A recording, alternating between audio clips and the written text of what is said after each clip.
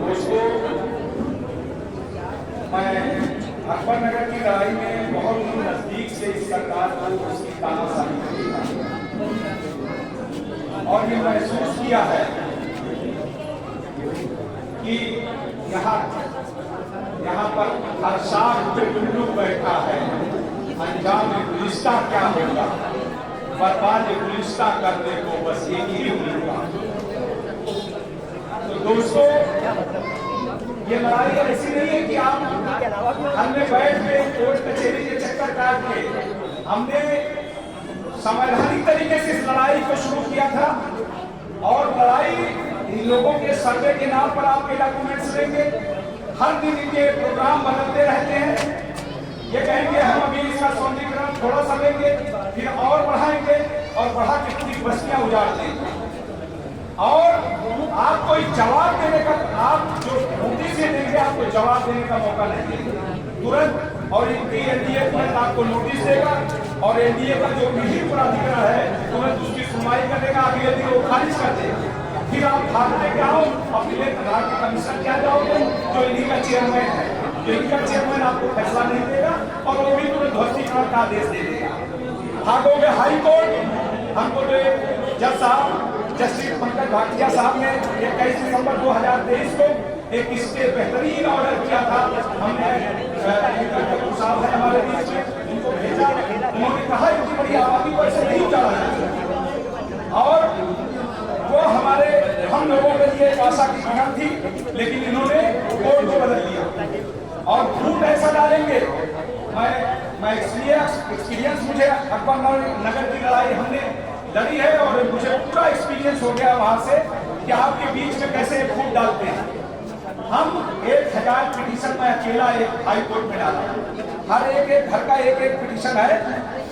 मैंने सारी पिटीशन डालने के बाद वो आप ही के बीच से कोई उनका बंदा आपका बंदे के बीच में से एक पिटीशन डाल दी जाएगी। जैसे हमारे यहाँ राम वाल्मीकि की एक पिटीशन डाल दी गई, 800 पिटीशन 1000 पिटीशन को साइड कर दिया गया और डिविजनल बेंच में केस करके और आपके केस को अपने हिसाब से सुनेंगे, अपनी बात मनवाएंगे, अपनी पीठ पर खेलेंगे।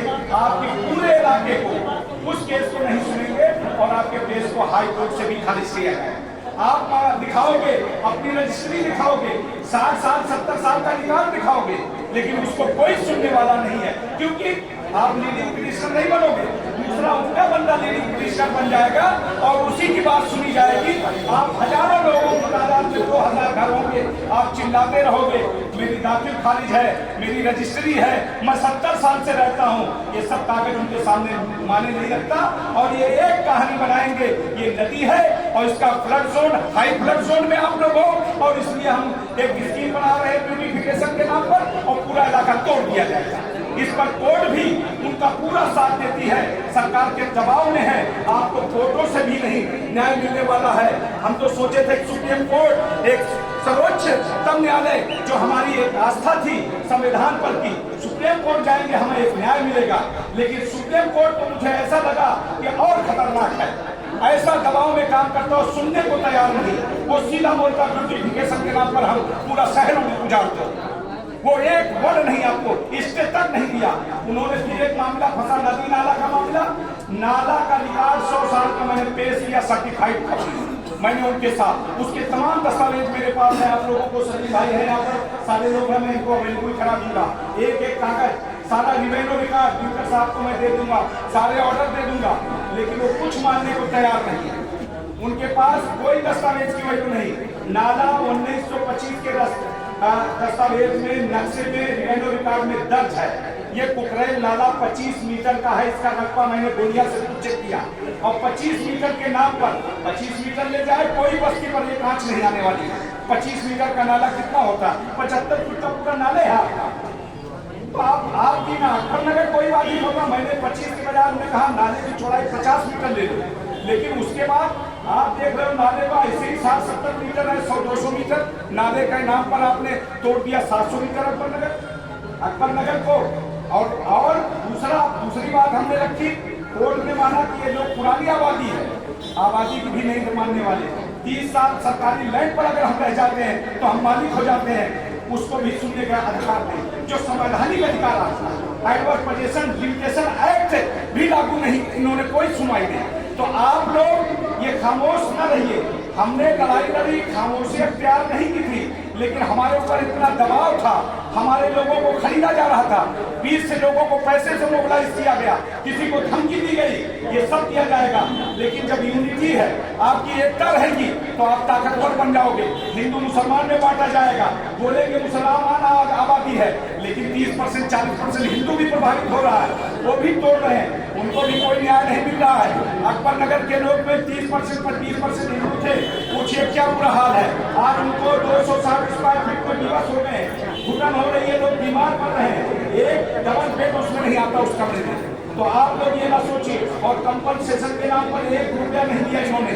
वो बार बार मीडिया चैनल वाले भी दिखाते हैं कि आपको फ्लैट तो दे रहे हैं, फ्लैट आपको नहीं, वो तो कोई भी सहकार नहीं देंगे। प्रधानमंत्री योजना में जाकर 5 लाख दे के ले ले, उसकी किस्तें भरे, 1 रुपया देने वाले नहीं है। और ये लोग बड़े बड़े व्यापारी और उद्योगपतियों से सौदा कर चुके हैं, उन्हीं को ठेका जाता है गुजरात की कंपनियों को, और उन्हीं को सारा दे दिया जाएगा। यहाँ तो बिल्डिंग का प्रोजेक्ट है, मैंने बोर्ड में भी रखा कि ब्यूटिफिकेशन के नाम पर यहाँ पर क्या करेंगे, आपका कोई प्रपोजल है? आप बोल रहे हैं पेड़ लगाएंगे, मतलब बस्ती उजाड़ के लोगों को तबाह बर्बाद करके आप पेड़ लगाओगे, ये कहाँ का न्याय है? हम वोट इसलिए थोड़ी देते हैं, पावर हमारा है, अपनी ताकत को आप पहचानो, वोट देते आप हो। और कोई आपके बीच का नेता जो बैठता है वो तलवार लेकर पकड़ने का काम करता है। बताइए किसकी सरकार है, किससे चुनी जाती है? हमारे वोटों से सरकार कुर्सी पर, चाहे योगी सरकार हो चाहे मोदी सरकार हो, हमारे वोट से, चाहे हिंदू हो चाहे मुसलमान, हमारे वोट से सत्ता पर अधिकार, पावर हमारा है। और हमारे पावर का इस्तेमाल जो संविधान ने दिया, हमसे कभी पूछा नहीं जाता कि आपको क्या है, आपको तकलीफ क्या है, आपको परेशानी क्या है। हम रोटी कपड़ा मकान और सबकी व्यवस्था करेंगे तो संवैधानिक